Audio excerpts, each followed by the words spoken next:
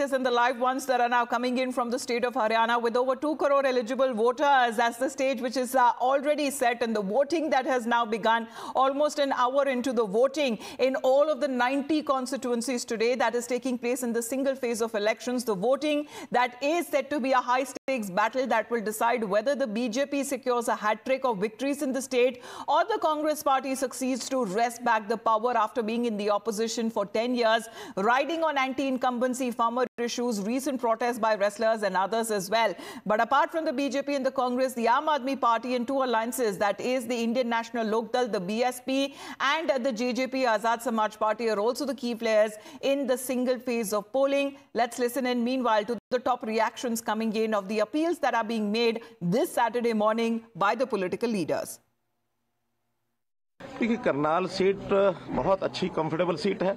लगातार मैं आज यहाँ का 3 चुनाव तो स्वयं में लड़ा हूँ, 2 विधानसभा के, 1 लोकसभा का, और आज हमारे साथी जगमोहन आनंद यहाँ से चुनाव लड़ रहे हैं। और मैं जहाँ तक करनाल की स्थिति है, करनाल क्या बल्कि पूरी लोकसभा की, हम 9 की 9 विधानसभा की सीटें जीतेंगे ऐसा।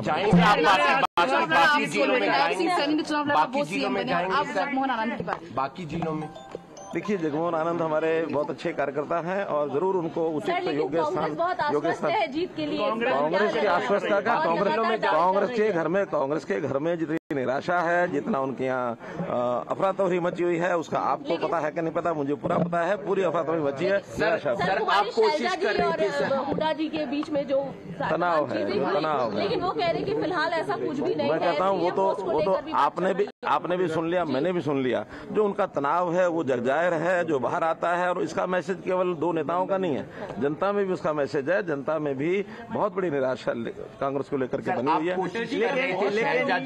लेकिन कांग्रेस बड़ी जीत का दावा कर रही है। मेरी कोई कोशिश नहीं है, मैंने तो अपनी एक ऑफर दी हुई है कि कोई भी आता है उसके लिए यानी द्वार खुला है।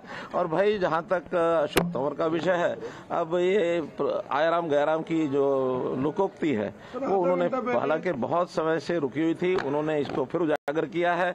और ये जो कुछ किया है, इसके पीछे की कहानी क्या है, अनुमान लगाए जा सकते हैं, कुछ निश्चित नहीं कहा जा सकता। दोपहर को 12:30 बजे भारतीय जनता पार्टी की सभा में संबोधित कर रहे हैं और 1:30 बजे 1:45 बजे जाके मंच पर चढ़ जाते हैं कांग्रेस की। जरूर कुछ ना कुछ खिचड़ी पकी है, जब पता लगेगा आपको बताएंगे। बहुत कहानियां गढ़ी जा रही हैं इस बार के चुनाव में, बहुत, जैसे आपने कहा ये कहानी है, इस तरह की बहुत कहानियां गढ़ी गई हैं इस बार, उसको कैसे देखिए? अब ये कहानियां गढ़ने की स्वतंत्रता सबको है, चाहे वो जनता हो, चाहे नेता हो, चाहे मीडिया हो, सब गढ़ते हैं। और ये कोई नई बात नहीं है। हाँ, जनता के मन में क्या है ये बात सब जानते हैं, आप जानते हैं, हम जानते हैं, जनता भी जानती है।